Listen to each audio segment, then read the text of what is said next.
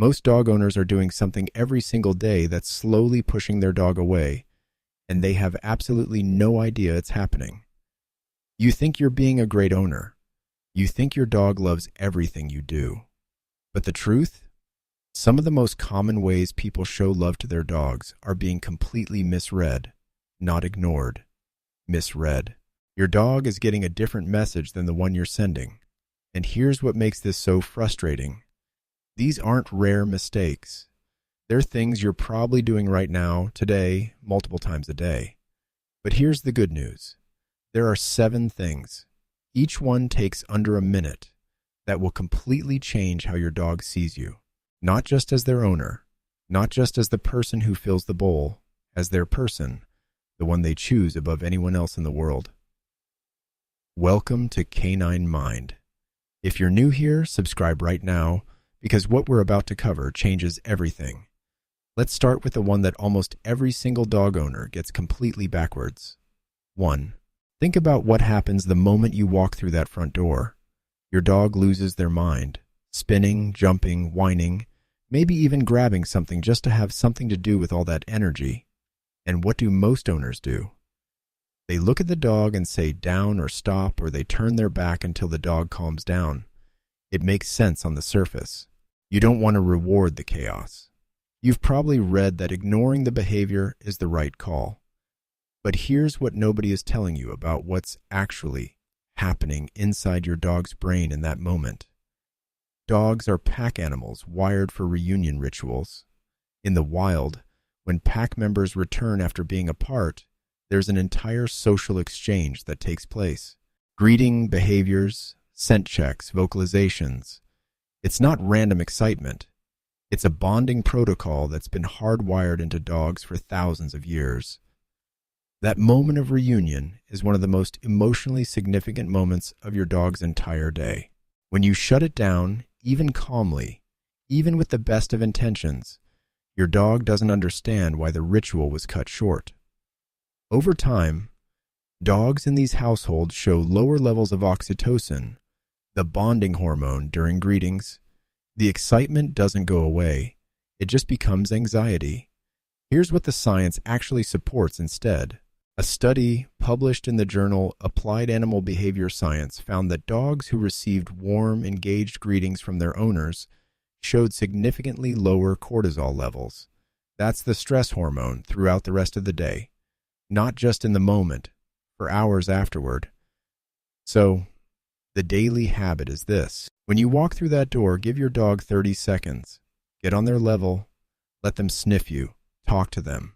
Let the reunion actually happen. You're not rewarding chaos. You're completing a biological script your dog has been waiting all day to finish. 30 seconds, and your dog will be calmer, more settled, and more bonded to you for the rest of the evening because of it. But that's just the beginning, because the next one is something almost every owner does during what they think is their most loving moment with their dog, and it's doing the opposite of what they intend. 2. You've probably stared into your dog's eyes and felt something real. That deep, quiet connection that doesn't need words, and you'd be right to feel that. There's actually extraordinary science behind what happens when dogs and humans lock eyes. A landmark study out of Azabu University in Japan found that mutual eye contact between dogs and their owners causes a spike in oxytocin in both the dog and the human. Not just one of them, both. It's the same hormonal response that happens between a mother and her newborn child. Eye contact literally triggers the bonding system in both species simultaneously. Here's where it goes wrong. Most people stare at their dogs the wrong way. Sustained, unblinking, intense eye contact, even from someone the dog loves, can read as a challenge, as pressure, as confrontation. Dogs communicate dominance and threat through hard, unblinking stares. So, when you hold that gaze too long with too much intensity, even with love in your eyes, your dog's nervous system starts to read it as tension. You'll see the signs if you know what to look for. A slight look away, a lip lick, a yawn, a subtle lowering of the head. These aren't signs of boredom or distraction. They're your dog trying to diffuse what their instincts are telling them is a tense situation. The right kind of eye contact is soft. It's relaxed. Your face is loose. Your eyes are slightly squinted, not wide and fixed. Think about how you look at someone you feel completely at ease with. That softness is what your dog's brain is reading. Make this a daily habit. Every morning, when your dog is calm and near you, look at them with soft eyes and slightly raised eyebrows. Hold it for just a few seconds and let your face be warm. Your dog will hold that gaze longer.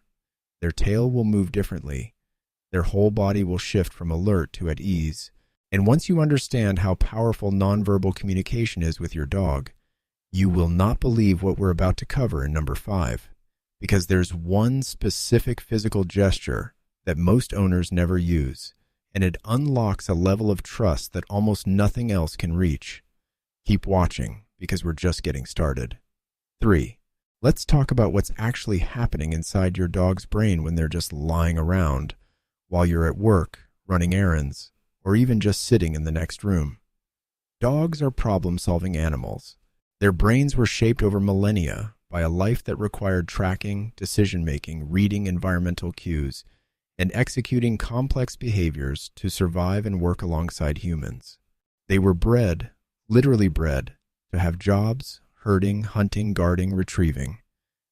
The mental output required for those tasks isn't just a nice bonus, it's a biological need. When that need goes unmet, something happens that most owners mistake for bad behavior: chewing furniture, barking at nothing, pacing, digging, stealing socks.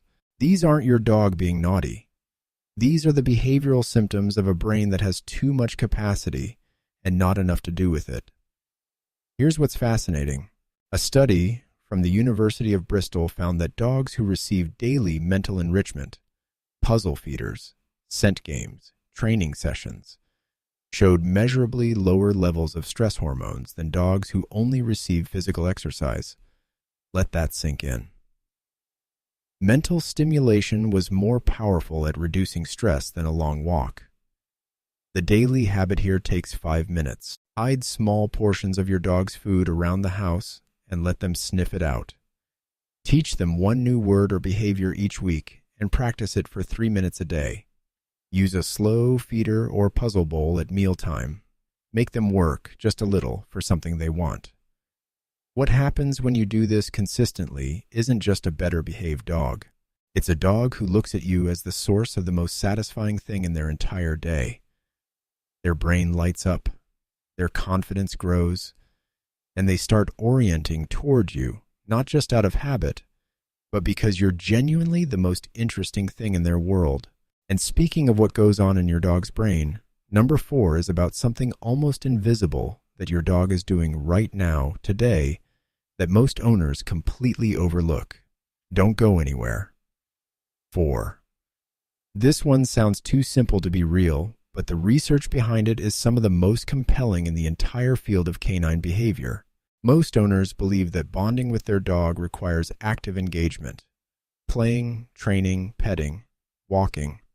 So, when they're sitting on the couch, reading or working at their desk, and their dog is just nearby, doing nothing, they feel like they're not doing enough, like the relationship is on pause. It's not. In fact, for many dogs, what's happening in those quiet moments is more meaningful than almost anything else. Here's the thing about dogs that gets overlooked in almost every conversation about bonding.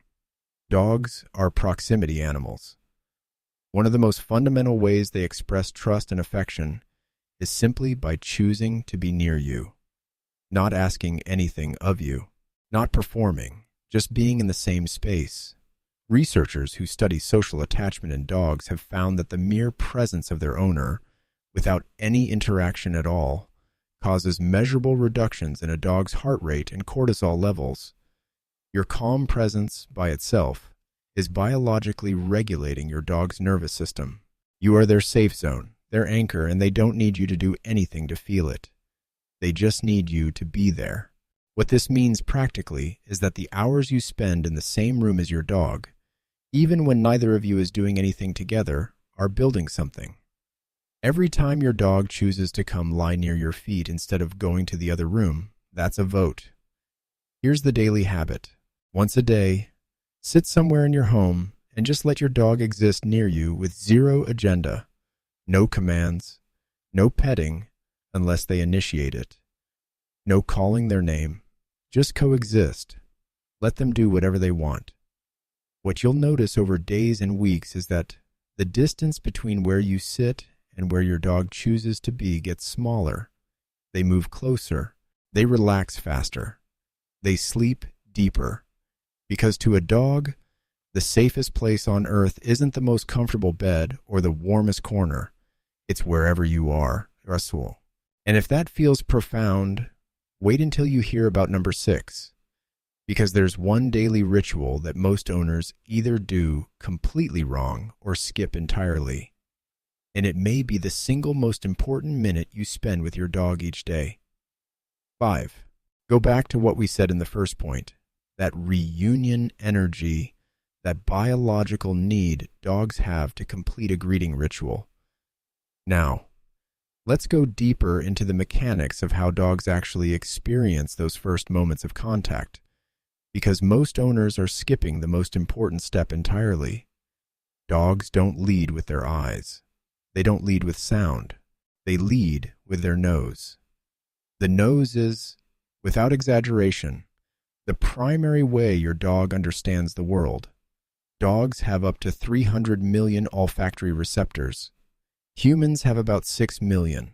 The part of the brain dedicated to analyzing smells is proportionally 40 times larger in dogs than in humans. What this means is that every interaction your dog has with another dog, with a stranger, with you, begins with a sniff. The sniff takes in information that tells your dog who you are, where you've been, how you're feeling emotionally and physically, and whether it's safe to proceed. That sniff isn't a greeting behavior.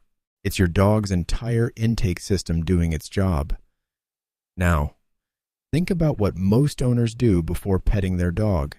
They just reach out and touch them, especially on the top of the head, which, by the way, is one of the least preferred petting spots for most dogs, even though it feels natural to humans to reach down that way. You're skipping your dog's primary sense entirely, and reaching over the top of the head from above triggers a subtle flinch response in many dogs, because objects coming from overhead read on a deep instinctual level as potential threats. Here's what changes everything. Every single time before you pet your dog, present the back of your hand at their nose level, not in their face, just nearby, within reach. Let them come to it. Let them sniff. When they do, you'll feel their nose press into your hand, and you might notice their body relax. That's the sniff completing the intake process. That's your dog's brain saying, I've confirmed who this is. Then, and only then, pet them. And pet them under the chin or on the chest first, not on top of the head. This takes 3 seconds, but those 3 seconds completely change the texture of every single physical interaction you have with your dog. You become the person who waits for the sniff, who lets them lead. And dogs, more than almost any other behavior, remember the people who gave them that respect. 6. Here's a question. Have you ever walked past your dog while they were sleeping and just couldn't resist leaning down to pet them? Or pick them up mid-nap because they looked too peaceful and perfect not to hold? Of course you have.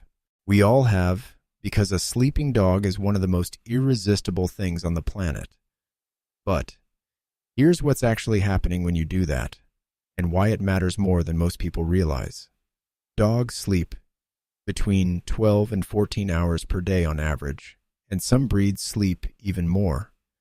That's not laziness. Sleep is when your dog's brain consolidates everything it learned during the day. It's when stress hormones reset. It's when muscle tissue repairs. It's when the immune system does its most important work. Sleep isn't downtime for a dog. It's maintenance.